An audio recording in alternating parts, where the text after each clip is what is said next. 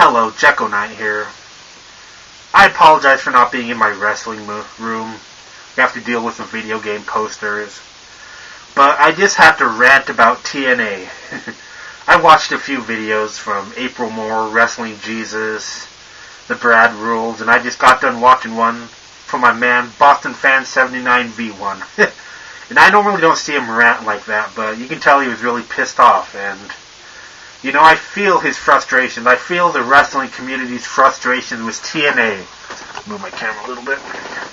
At least the ones that aren't TNA marks. I was a TNA mark probably 2004, 2005, you know, when they were back in the asylum and stuff.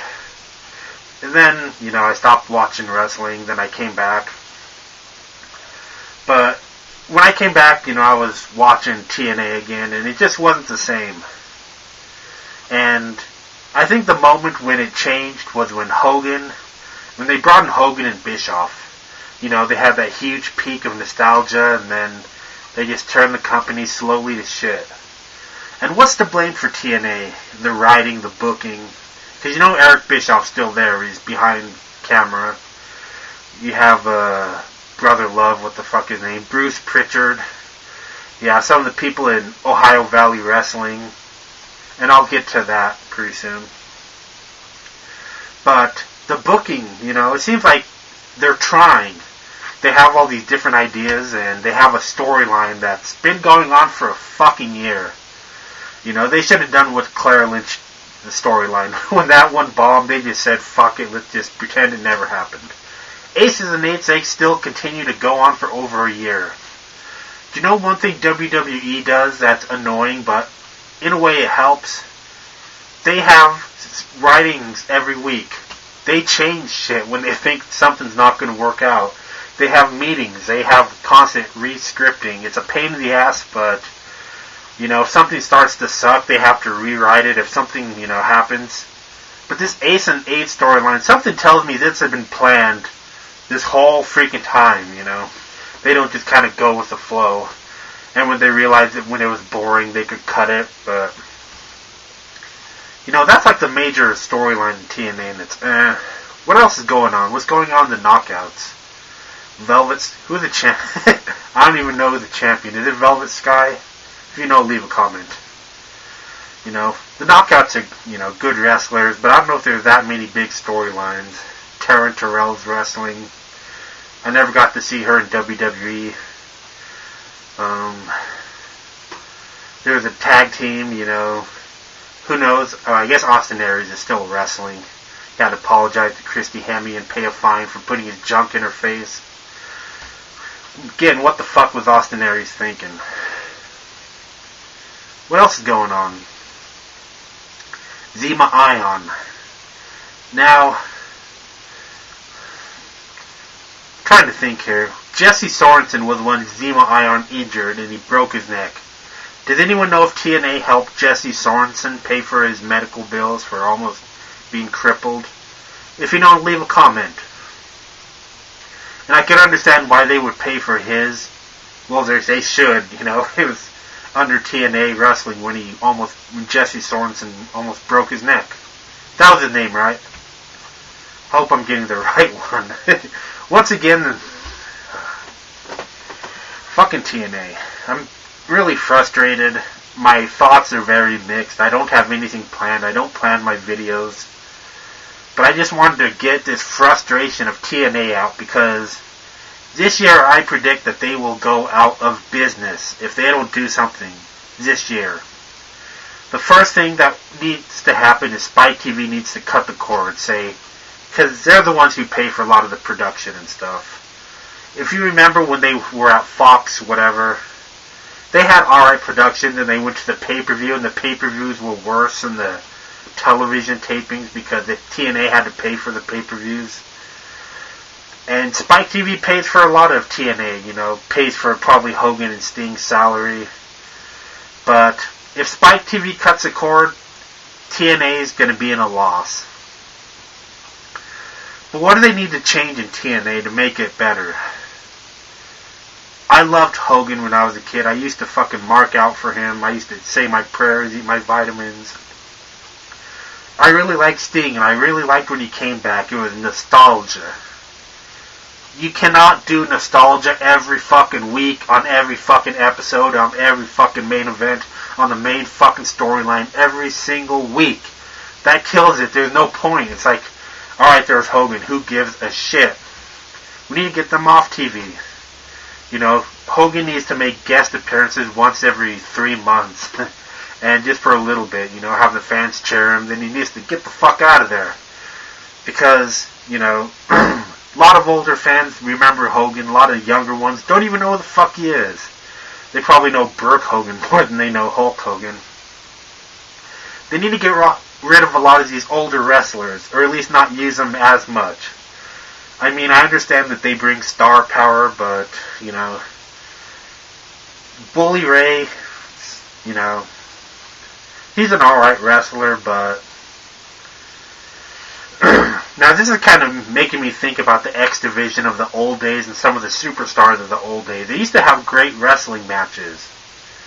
And now they're just kind of plain, you know, they're probably scripted a lot more, and, you know, they're not that as exciting in my opinion. They do have good matches every now and then, I will say that. That's the reason why I still tune into TNA every now and then. But for the most part, it's, I don't know. I'm gonna miss TNA. I know it's gonna freaking, something's gonna happen this year that's gonna change TNA forever. And, you know, when they get the chance and when they see that their company's gonna fucking go out of business and they decide to make a real change, they better make a fucking real change. Because if they don't, they will be out of business. And kind of one of those things, you know, has the damage been done? Because it's hard for a company to just skyrocket into success. You know, it happened to WWE in the golden era. It happened to WWE again in the Attitude Era. But this is a different era, and not that many people are interested in wrestling. They watch UFC, they watch real sports. I don't think TNA can really, you know, I don't think they can even get a 2 again. Have they ever gotten to 2? Leave a comment. I don't even know if they've gotten to 2 point something before. But TNA lately is just doing so much stupid shit, and it frustrates me because I am, you know, I used to be a big fan of TNA. I cannot say that anymore. WWE, the product, you know, PG, but I'm still a big fan of WWE. Otherwise, I wouldn't even have a YWC account. But TNA, it's hard to say, you know. Wrestlers like AJ Styles, they don't use him, right? I don't even remember the last time I've seen him wrestle. Samoa Joe, he was pretty cool when he started, but, you know, a lot of his stuff is kind of the same. He's getting fatter, he's not as agile. Matt Morgan talks shit about the wrestling fans. I've never really been too impressed with him, but throat's getting all clogged up. But I wish TNA would change. I wish Dixie Carter would do something. I wish she knew how to do something. She's such a nice woman and surrounds herself with a bunch of idiots like Bruce Pritchard and a lot of the other, Eric Bischoff, you know. Vince Russo, I know why he freaking got out of there, because he's like, this is too crazy. There's too many people that want to make changes. He didn't want anything to do with it, and, you know, when he left, it got just a little better for a little while, but went back down the freaking shitter. And what's going to happen to TNA? You know, that's another news story that I forgot about. Dixie Carter wants to do a cross-promotion can't even speak right. Dixie Carter wants to do a cross-promotion with WWE.